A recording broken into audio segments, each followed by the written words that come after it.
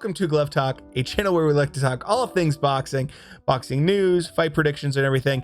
Today we're going to be talking about the Berchelt versus Valdez fight. I'm going to give you guys my prediction, but first I'm going to go through stats, talk about pros and cons for each fighter, and then I will tell you my prediction at the end. So let's get into it. Let's get into the stats. So these guys have some stats that are pretty close, and then other ones that I think could actually play a part in this fight. So age-wise, 29, 30, pretty much the same age. Height-wise, Berchelt is a little bit taller. He's an inch and a half taller or so. So I think that will not really play a factor, but he might be the slightly bigger guy. And that's what I'm expecting to see when they, square off for the weigh-in. The big thing here is that Berchelt has over a 5-inch reach advantage. That is huge, especially for the 130-pound weight class. So now let's talk about Berchelt, his pros, his cons, and then we will do Valdez. So obviously when you're talking about Berchelt, the big thing is power. This guy has absolute dynamite in his hands. And if you don't believe me, fun stat, in his last 16 fights, he's only gone the distance one time. He's had one fight where he went 11 out of the 12 rounds, and he had another fight where he went about 9. So if you don't think this guy can hit hard, he pretty much finishes most of his fights either halfway, not even halfway through the fight. So that's a big thing going into this. If he lands on you and you allow him to be the aggressor, he's gonna make you pay. Now, punches wise, he loves to use his lead left. He doesn't do a lot of jabs. He's not big into just relying on a jab. He uses it for more measuring tool, and then he goes straight to the body or goes upstairs with that lead left hook.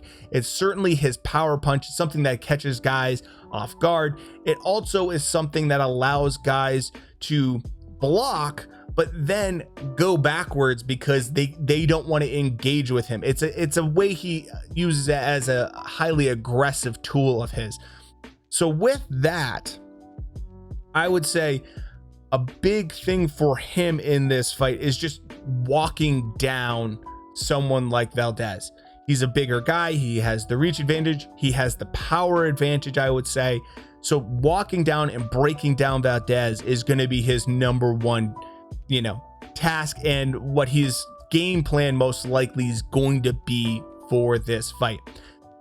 He throws good volume and everything like that, but not quite Oscar Valdez volume. So I'm expecting him to come out aggressive, fairly decent pace, and see what he can do to kind of basically stunt Valdez from trying to engage with him.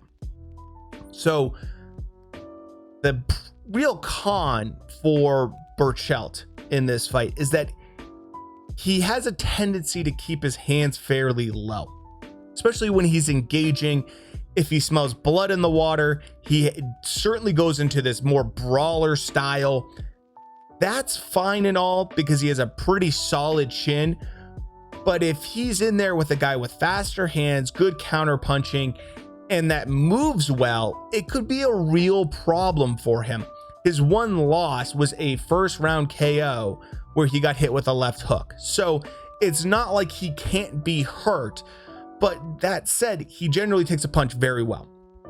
He does take a punch well, but if I'm Oscar Valdez, I am going to be trying to look for counter punching because he is very open for that.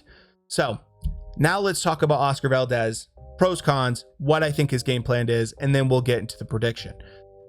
With Oscar Valdez, you have to first bring up the fact that this kid's a warrior. I mean, this kid has no quit in him. Doesn't matter if you break the kid's jaw, he's gonna fight every single round like it's his last round.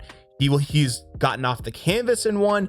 He's just there's certain guys that will go to war, and when they fight and they go to war, it's almost like you can tell that they almost enjoy it. That's this kind of fighter that Valdez is, and I really expect him to push Berchelt in this fight and make him engage and make him go to places he hasn't had to.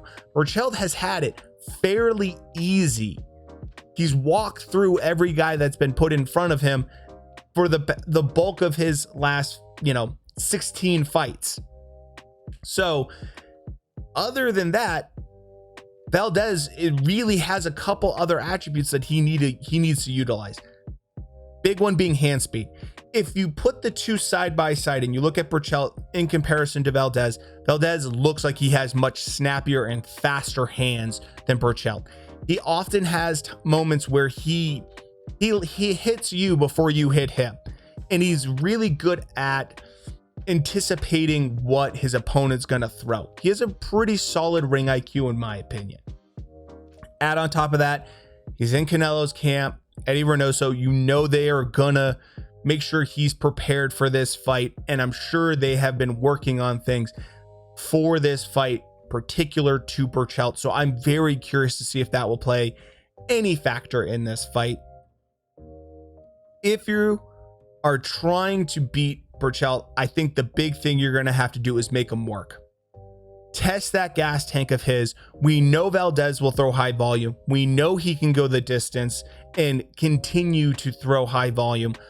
I would go that route. I would go with counter punching, hand speed, and I would utilize one thing that Valdez does really well is that he utilizes not just angles in terms of footwork, but angles in terms of his punches. He loves to throw that lead left, just like Berchelt, but instead of the way Berchelt throws it, which is more of a looping left hook, you'll see Valdez throw it as a looping left hook. You'll see it as a check counter, and then you'll also see him throw it over the top sometimes to get around the guard of his opponent. So I like that about him. I feel like Valdez has a great, arsenal of punches that he utilizes. So for him, I think he needs to find what works for him and stick to that game plan.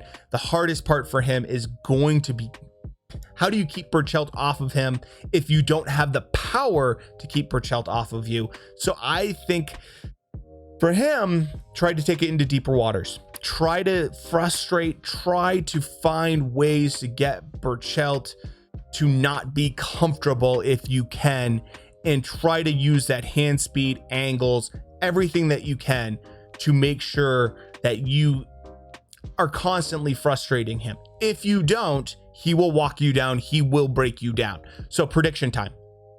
I think the easy prediction, a lot of people are feeling like this is a big mismatch. I don't think it's that big of a mismatch. I think this is actually a fight that get your beer, get your snacks, get everything ready, and do not take a bathroom break for this fight, because I think this is gonna be a fantastic fight. I really do. I think that we're gonna see both guys just go to war. So with that said, my prediction for this fight is I think Berchelt is gonna have to dig deep. He's gonna have to dig deep, and I think Valdez is gonna make him dig deep. And in the end, I'm going to lean towards Berchelt winning by 9th round stoppage. The reason I say that is I don't think Valdez has the power to really keep Berchelt off of him. He has great hand speed. He has good volume. I think he's a great fighter, but I think Berchelt might just be, with that reach advantage, I think he could absolutely catch Valdez going straight back and just hurt him. I do. I think that we've seen Valdez hit the canvas numerous times, so from guys that certainly aren't as heavy-handed as Berchelt. So that's my prediction. Berchelt by 9th round stoppage. That's my opinion.